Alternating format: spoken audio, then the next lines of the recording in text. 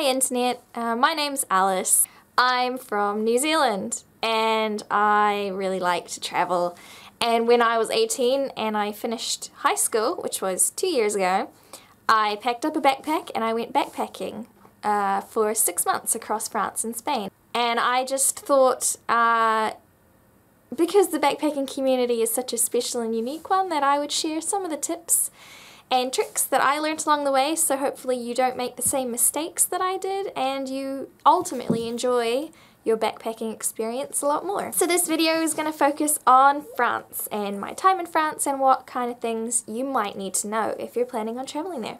What to see? There is a ton of stuff to see in France. I'll do a separate video just on Paris alone, but assuming that you're going to Paris, which you probably are, most people when they go into France wind up in Paris, you've got quite a couple options. Obviously there's the classic Eiffel Tower. What nobody ever tells you about is the line.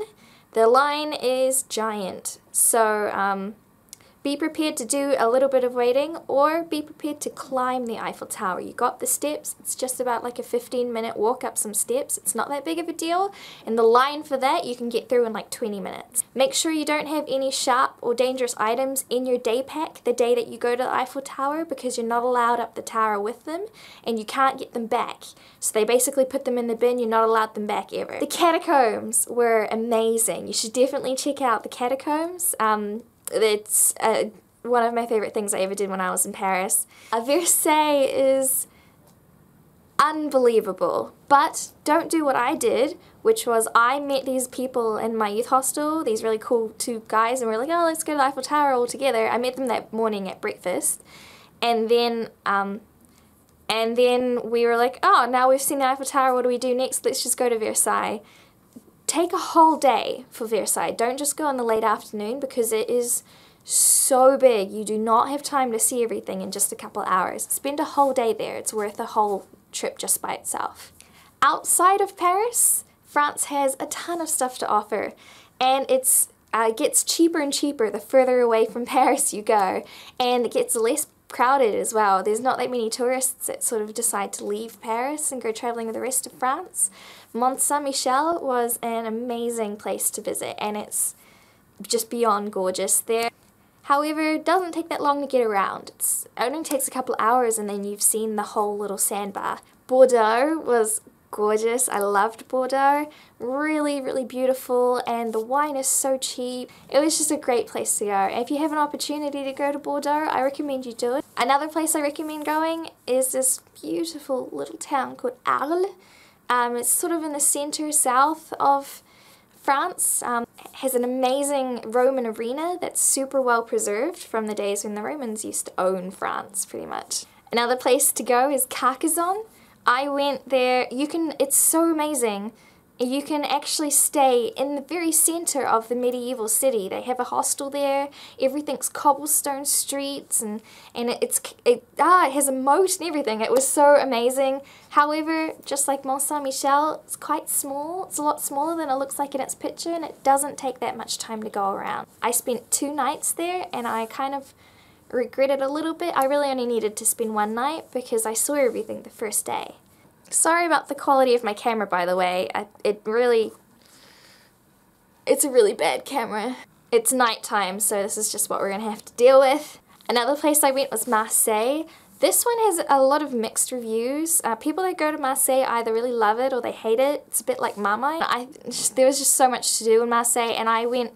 If you go and you do wind up in Marseille, definitely go to Les Calanques. You can take a really cheap bus, a couple euros for a ticket, and the bus will take you right to the bottom of the hills, and you go walking, and it has the most gorgeous little private beach there that you can go on. And we bushwhacked to the top of the Les Calanques, which is the cliffs that lead to the ocean, and it was just one of the best days of my life. I love that one. Oh, this quality really is bad.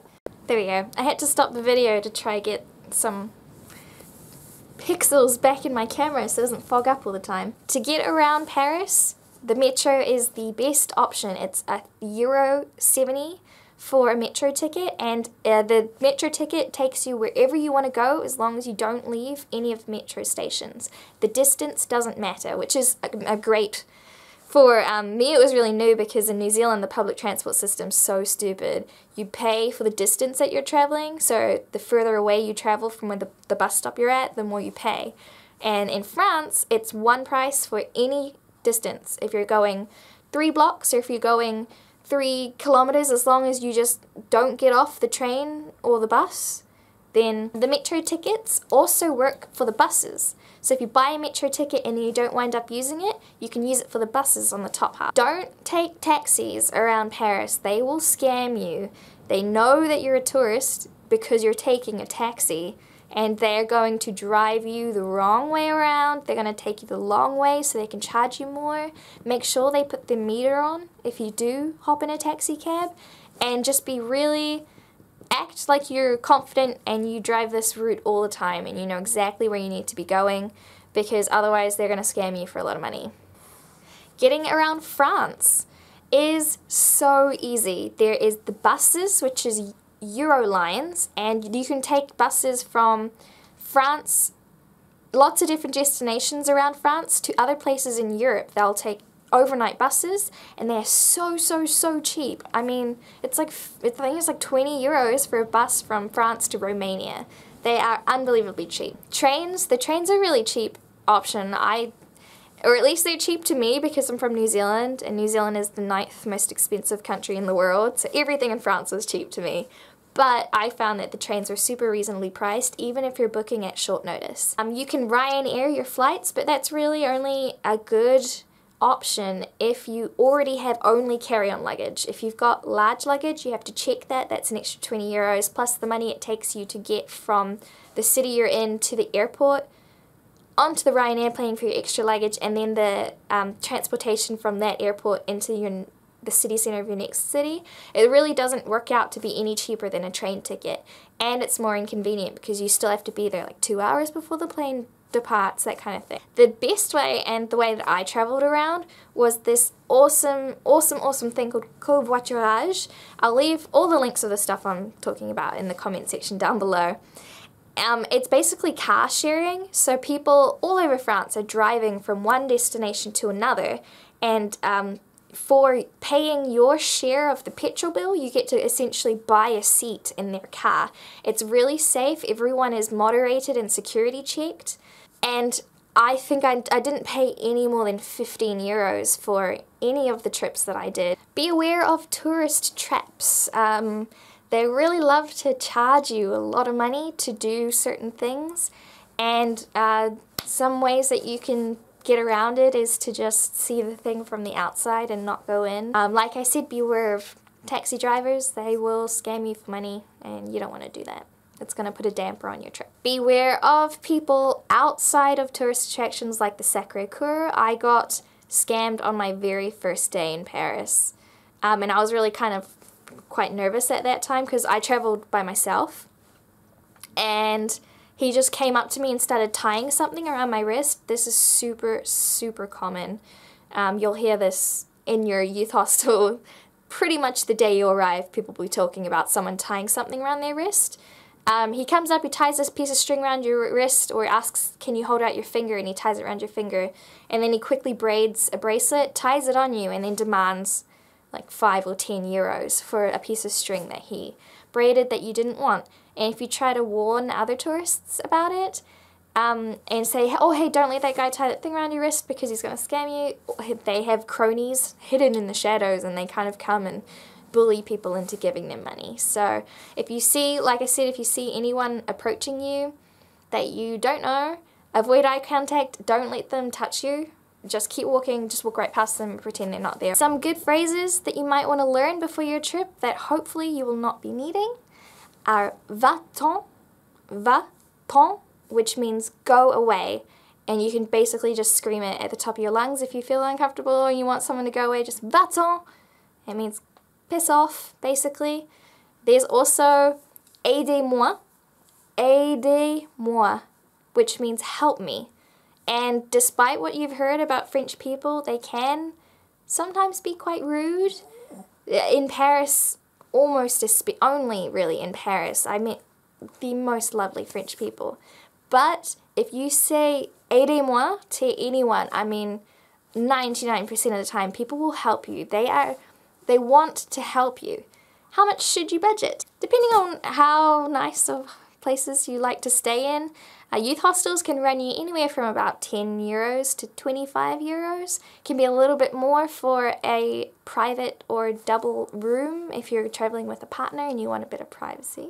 Other options are potentially couch surfing, which is free. I loved couch surfing. It's a great way to talk to locals. Food, budgeting for food can take you anywhere from 10 euros upwards a day, depending on what you're eating. I was a backpacker, so I bought most of my food in the supermarket and then cooked it in my hostel. If you're eating out, it's going to cost you significantly more, but the supermarket is cheap just like it is everywhere else. Alcohol is super cheap if you want to go drinking. It's the drinking at bars that's slightly more expensive, but the money to get into the bar will probably cost you more than your first 2 drinks. I really recommend drinking before you go, doing your pre-drinks and buy them from the supermarket. A bottle of wine starts at 3 euros. And then it goes all the way up to however expensive you want. And I bought $4 or $5 euros because I didn't want to feel too cheap and scrungy, but I also didn't want to spend that much money on wine. Intra-city transport, which is your trams, your buses, and your metros, are so cheap. It's like €1.70 for one way, and it's the same price for all 3 forms of transportation, and they oftentimes run on the same ticket. Oh, for the food thing, this might not be news to you, but it might be news to you because it was news to me. Supermarkets are shut on Sundays. In fact, lots of things are shut on Sundays, so don't expect to be buying food from your supermarket on a Sunday because you're going to have a real hard time finding one that's open. Other ways to make your trip to France cheaper are to consider woofing for a short amount of time, or homestays. That's pretty much just the basic gist of it. I'm trying not to let this video get too long, but that's some basic tips to help you survive backpacking or traveling in France. I will have more videos coming out soon, but if you liked this one, then go ahead and subscribe to my channel because that'd be really cool.